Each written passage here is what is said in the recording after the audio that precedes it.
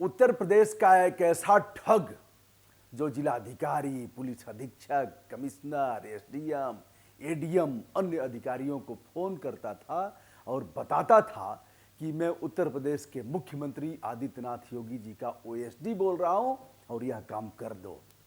काम करने न करने पर वह हड़काता था। अधिकारी उसका काम करते थे। यह महीनों महीनों से चल रहा था। इधर के दिनों में उसने श्री राम जन्मभूमि मंदिर निर्माण के लिए कई अधिकारियों से चंदा मांगा, अपने बैंक अकाउंट में पैसे जमा भी कराए।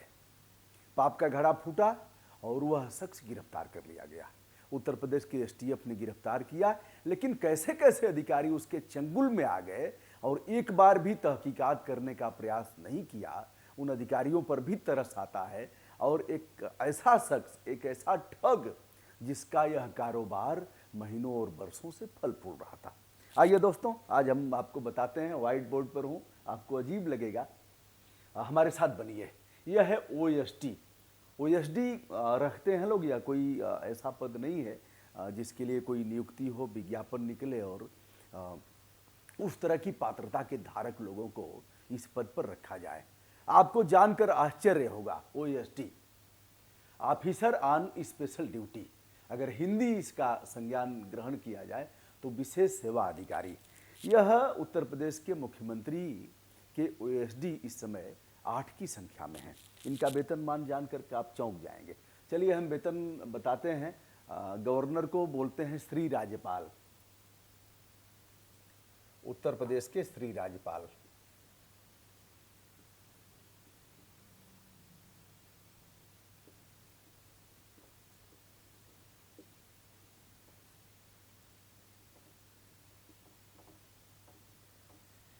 कौन है आप इससे भिज्ञ हैं? और इनका वेतन है 3,50,000 रुपया, 3.5 लाख, 3.5 लाख रुपया इनका वेतन है।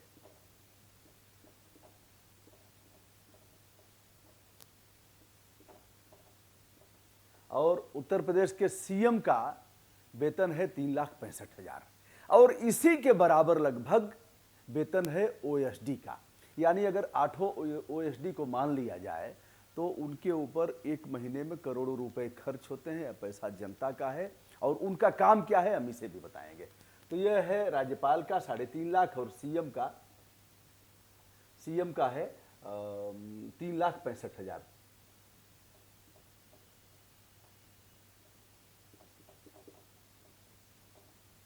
$3,65,000 इनका उत्तर प्रदेश के मुख्यमंत्री का है।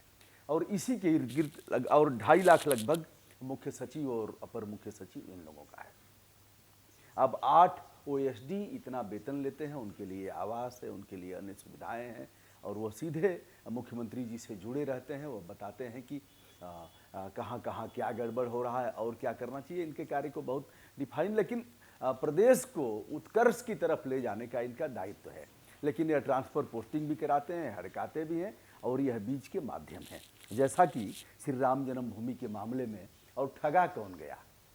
तरस आता है कभी कभी। आप कहेंगे हर जगह आप कमी निकालते हैं।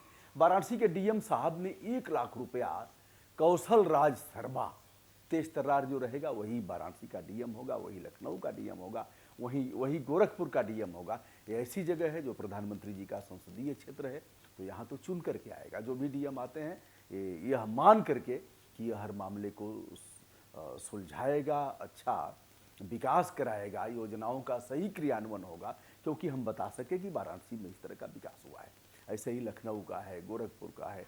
ऐसे स्थानों के डीएम और कमिश्नर विशेष रूप से उनकी गणना होती है और वहाँ नियुक्त किए जाते हैं। राम जन्मभूमि के मामले में इसने कई एसडीएम और कई एडीएम लोगों को ठगा और अपने अकाउंट में पैसे जमा कराया। लगभग 20 सिम इसने प्रतापगढ़ से लिया था। नाम है इस ठग का अरविंद मिश्रा और यह पकड़ा गया है झारखंड तथा पश्चिम बंगाल के बॉर्डर पर पकड़ा गया है। राम जन्मभूमि की रसीदें कटी हैं। एक रसीद मैंने भी कटवाया है। यह तमाम कार्यकर्ताओं को दायित्व दिया गया, चाहे वह भारतीय जनता पार्टी के हों, आरएसएस के हों, विश्व हिंदू परिषद के हों। सभी को उनकी क्षमता के अनुसार 1 बंडल, 2 बंडल, 3 बंडल रसीदें दी गई थी और इन रसीदों को कटवाने की उनकी जिम्मेदारी थी। वह कटवाएंगे।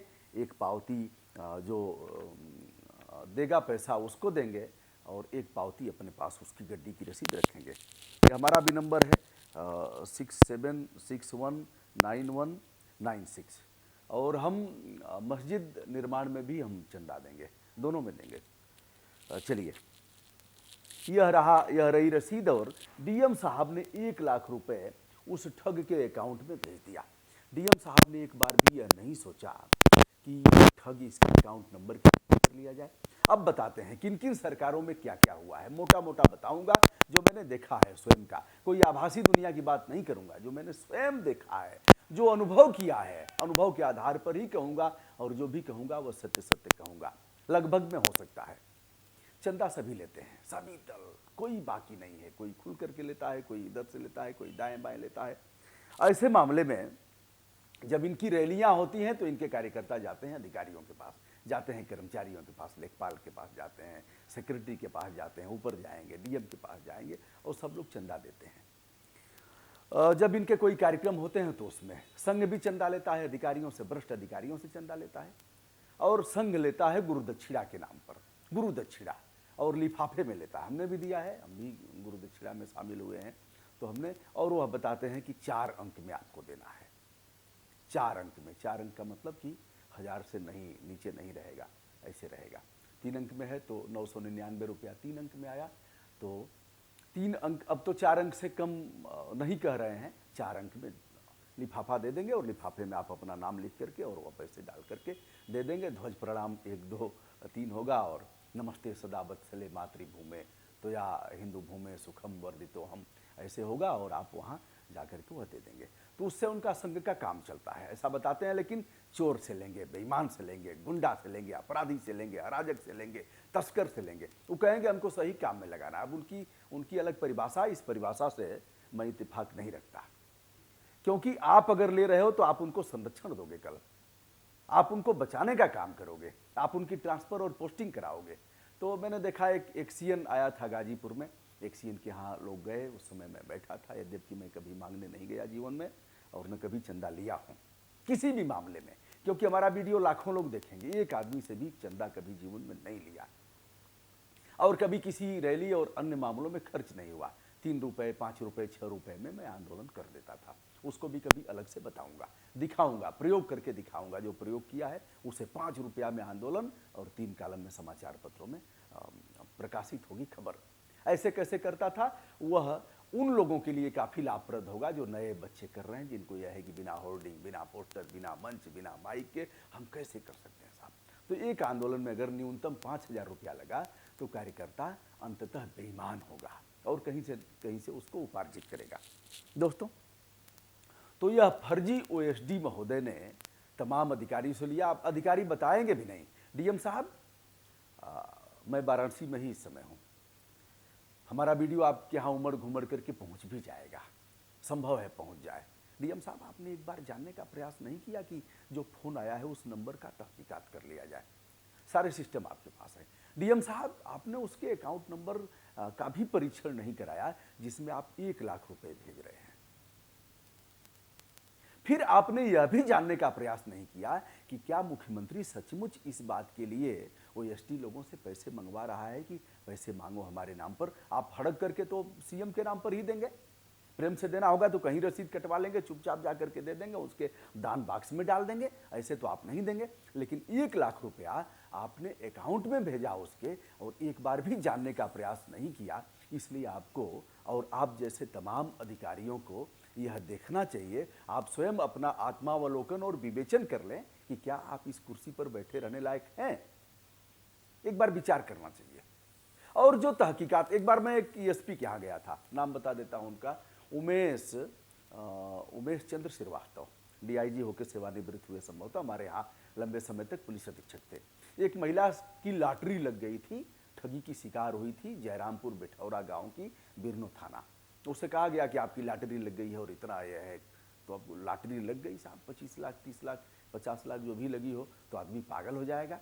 फिर कुछ उस अकाउंट में पैसे जमा करवाए, ऐसे करते करते 4.5 लाख रुपए उस गरीब परिवार से जमा कराया गया, कैसे कैसे बेच के किया गया। उसमें अगर मैं जाऊंगा तो इस विषय पर बात नहीं कर पाऊंगा, वीडियो लंबा होगा।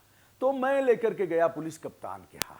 मैंने कहा कप्तान साहब आप अपराध दर्ज कराएं सुसंगत धाराओं में, और 92 से वह नंबर शुरू हुआ था, 92 से। तो कप्तान साहब ने पूरी बात सुना और उसके बाद अपनी मोबाइल, वो वाली मोबाइल निकाला बड़ी वाली, और कहा कि साहब मेरी भी लॉटरी 4 करोड़ की है, 4 करोड़ की लॉटरी मेरी निकली है। अब मेरे समझ में नहीं आ रहा है कि इतना तो मैं नहीं कमा पाया, कैसे इसको लूँ। साहब कहा कुछ नहीं हो पाएगा, ये नंबर पाकिस्तान के हैं और ऐसे मेरी भी लगी है। बहरहाल उस महिला ने कलेजे पर पत्थर रख लिया। मैं नहीं जानता कि अभी हृदय गति उनकी कितनी बढ़ी है कितनी घटी है, मुझे नहीं पता, लेकिन मैंने साहस दिया कि चलो जो हुआ सो हुआ, अब से जीवन में। डीएम साहब, इस तरह के जो भी अधिकारी ठगी के शिकार हुए हैं उनसे मैं कहना चाहूँगा कि गांव में अगर कोई फ़ोन आता है और फ़ोन करने वाला पूछता है कि मैं आपके बैंक से बोल रहा हूँ, SBI से, UBI से, पंजाब नेशनल से, फलां से, ठिकाना से, और आपके बैंक अकाउंट की तहकीकात करनी है, आप बताइए नहीं तो खाता बंद हो जाएगा। आधार कार्ड पूछता है तो गांव की महिलाएं और लोग हुनर वाले हो गए हैं, वह कहते हैं ठीक है हम बता देंगे, चाहे ऐसे करके उनकी तहकीकात करने लगते हैं। घर वालों से पूछते हैं इस तरह का एक फ़ोन आया था और आपने 1 लाख रुपया दे दिया, 1 लाख रुपए भेज दिया, एक अकाउंट में भेज दिया। अब सवाल उठता है दोस्तों कि पहले भी यह काम होता था जब इनके नाम पर चंदे मांगे जाते थे, अब भी यह काम हो रहा है। अगर यह काम नहीं होता तो डीएम एक बार कहता सीएम साहब तो नहीं मांगते, फिर उसकी तहकीकात कराते। डीएम साहब ने भेज दिया। फिर बता रहा हूं, जब रैलियां होंगी तो आरटीओ को लगा दिया जाएगा, आरटीओ बस पकड़ेगा, आरटीओ अन्य वाहन पकड़ेगा, कार्यकर्ता उसी वाहन में जाएंगे। आरटीओ की व्यवस्था, तेल की व्यवस्था आरटीओ करेगा, तेल की व्यवस्था कप्तान करेगा। ऐसे होता। बहन जी की रैलियों का मैंने देखा है, जब होता था तो अधिकारियों के यहाँ कार्यकर्ता जाते थे और कार्यकर्ता जाकर के मांगते थे पैसा। एक DIOS के यहाँ एक सज्जन पहुँचे तो कहा कि बहन जी का जन्मदिन है और इसमें आप करिए।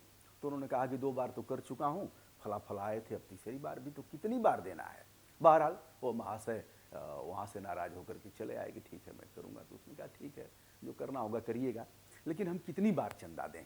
तो ऐसे तमाम रैलियों में होता है। मैंने गुरु दक्षिणा के कार्यक्रम को बताया, और ऐसे ही जो दल बाकी हैं कांग्रेस और सपा, उसमें भी कमोबेश यही हाल है। अलग अलग तरीके उनके हैं मांगने का, लोग मांगते रहते हैं। तो बहन जी के नोट के माला का हिसाब भी हमने लिया था। नोट का हमने पूछा था कि यह पैसा कहाँ से आया, किन किन लोगों ने दिया, और 1-1 हज़ार के नोट की माला बनी थी। कभी दिखाऊंगा आपको, कहीं होगा जो पत्र लिखा था उसका जो जवाब आया, RTI लगाया, सब कुछ किया। लड़ता रहता हूँ, किसी एक से नहीं लड़ा हूँ। लोगों को लगता होगा कि यह तो सरकार को ही कटघरे में या राष्ट्र विरोधी तत्व हैं। ऐसा नहीं है दोस्तों, बगैर किसी भेदभाव के। अब तमाम बच्चों का इस समय आया है कि सर आप बेरोजगारी पर नहीं बना रहे हैं। मैंने कहा बेटा चौकीदार हो ना, इस समय चौकीदार को रोजगार की क्या जरूरत है। मैं भी चौकीदार हूँ। तो जिस दिन जब तक यह रहेगा कि मैं चौकीदार हूँ, हमने अपने विवेक को हमने फला दल के लिए गिरवी रख दिया है। जय जय जय जय जय अखिलेश जब तक हम कहते रहेंगे, जब तक बहन जी का कहते रहेंगे, जब तक मोदी मोदी मोदी। हम चुनाव लड़ रहे थे लोकसभा का, जब मेरा समय आया बोलने का, सभी डायस पर खड़ा हुए थे और आज तक का कार्यक्रम आया था, कोई कार्यक्रम इस तरह से उन लोगों ने चलाया था। जब मेरा नंबर आया तो बोलने नहीं दिया गया, मोदी। मैंने कहा पूछ जो पूछना है, जो भी पूछना है मेरे बारे में पूछो, सवाल करो, लेकिन नहीं बोलने देंगे। जब हमारा बोलेगा तो हम उसके बाद जिंदाबाद करेंगे, और जब तुम्हारा बोलेगा तो हम बोलने ही नहीं देंगे। यह तरीका है दोस्तों। मैं किसी प्रतिक्रियावाद से ग्रसित नहीं हूं। अब अंतिम बात बता रहा हूं। OSD पकड़ा गया है, सुसंगत धाराओं में अपराध पंजीकृत होगा। OSD का अगर कॉल डिटेल्स और भी निकाला जाए तो पता लगेगा कि और किन किन अधिकारियों से जुड़ा था वह। हो सकता है CM के साथ भी उसका जुड़ाव रहा हो, फोन फान से बातचीत किया हो। मैं योगी आदित्यनाथ जी की ईमानदारी पर कोई प्रश्न चिन्ह नहीं लगाता, या डर के मारे नहीं कह रहा हूं ऐसा, लेकिन ऐसी बात अगर आएगी तो मैं खुल करके बोलूंगा, मुझे बोलने से कोई रोकेगा नहीं। तो क्या पता कि बातचीत इनसे भी होती रही हो, और इस तरह से कितने अधिकारी ठगे गए नहीं बताएंगे। जानते हैं क्यों नहीं बताएंगे? कई एक की चोरियां हुई, चोरी हो गई, और उन लोगों ने जो अपराध दर्ज कराया थाने में, अपराध तो दर्ज कराना पड़ेगा, तो उन लोगों ने वह चीज़ नहीं बताया कि कितने पैसे थे, कितना जेवर था, क्योंकि यह बताएंगे कि इतनी हमारे यहाँ से चोरी हुई है तो वह कटघरे में खड़ा होंगे और फिर उनकी किरकिरी होगी, इसलिए नहीं बताएंगे। तमाम एसडीएम, एडीएम, डिप्टी एसपी और ऐसे तमाम अधिकारी, ट्रेजरी अफसर और सीएमओ, ये लोग ठगे गए होंगे 10 लाख रुपए, यद्यपि बताया जा रहा है समाचार पत्रों के माध्यम से, लेकिन ठगी तो करोड़ों में हुई होगी, लेकिन जो ठगे गए होंगे वह नहीं बताएंगे। एसडीएफ को चाहिए कि सभी के मामले का खुलासा करें, मुख्यमंत्री को चाहिए, और जो जो अधिकारी ठगी के शिकार हुए हों, या तो अधिकारियों ने माना हो कि ऐसा चल रहा है, ऐसा चल रहा है, खेल लिया जाता हो, थाने बेचे जा रहे हैं, कई एसपी ऐसे हैं जो थानों को बेच रहे हैं, ऐसे दरोगाओं की नियुक्ति हो रही है जो किसी भी तरह जो चौकी इंचार्ज रहने लायक नहीं है वह थाने की कमान संभाल रहे हैं, और 3 स्टार वाले जो अनुभवी लोग हैं उनको दरकिनार कर दिया गया। अब नियमों को ताक पर रख करके कप्तान थाना बेच रहा है। थाने पर मैं सबकी बात नहीं करता, लेकिन बहुलता में मैं देख रहा हूँ कोई काम बिना पैसे के नहीं हो रहा है। यही काम आप तहसील में चले जाइए, यही काम आप चले जाइए, जिन विभागों की भी बात की जा रही है उन विभागों की मैं बात कर रहा हूँ, बिना पैसे के 80% तो काम आपका नहीं होगा। और नीचे थोड़ा कर देता हूँ, 75% लोगों के काम बिना उत्कोच दिए नहीं होगा। तो ओएसडी साहब पकड़ लिए गए हैं, करोड़ों इनका वेतन है, और यह पता नहीं क्या करते हैं, 8 की संख्या में करते क्या है। आपका मुख्य सचिव है, आपका अपर सचिव है, कई विभागों में अपर सचिव रख दिए गए हैं, आपके डीजीपी हैं, डीजीपी और मुख्य सचिव से भी अधिक वेतन जिसका दिया जा रहा है, ओएसडी है कौन? क्या ओएसडी बिचौलिया है? क्या ओएसडी दलाल है? क्या ओएसडी मार्केटिंग करता है? क्या ओएसडी केवल और केवल खेल में शामिल है? ऐसे जवाब, ऐसे प्रश्नों का जवाब तो देना ही पड़ेगा। यह पैसा जनता का है मुख्यमंत्री जी, यह आपका नहीं है। प्रधानमंत्री जी, यह पैसा हमारा है, हम भी टैक्स देते हैं, हम भी टैक्स देई हैं। और एक भिखारी भी टैक्स देता है, वह छोटा सा कोई सामान खरीदेगा तो उस पर भी टैक्स देगा। एक छोटा सा एक आइटम है, अगर इसे खरीदेगा तो इस पर भी टैक्स जाएगा। यह कलम है, इस पर भी टैक्स जाएगा। जो भी खरीदेगा उस पर उसे टैक्स देना पड़ेगा। इसे आप देख रहे हैं, इस पर भी टैक्स देना पड़ेगा। तो जनता मालिक है और जनता का पैसा है, इस तरह से जनता के पैसे की बर्बादी नहीं की जा सकती। समय तो जवाब मांगेगा ही। मान लिया आज की लोग जातियों में, वर्ग में, संप्रदाय में, क्यारियों में, ऐसी छोटी छोटी मानसिकता में विभक्त हैं, समय समय पर राजनीतिक दल जैसे चाहते हैं उनका यूज करते हैं, लेकिन कल लोग विवेक जागृत होगा, छात्रों की एक जाति होगी, वह केवल छात्र होंगे, किसानों की एक जाति होगी, केवल वह किसान होंगे, मतदाताओं का एक समूह होगा जो केवल और केवल मतदाता होंगे। ऐसा समय आएगा, मुझे नहीं पता कि कब आएगा, हमारी पीढ़ी समाप्त होगी, अगली पीढ़ी आएगी, कब आएगी, लेकिन समय तो आएगा, समय परिवर्तित होगा।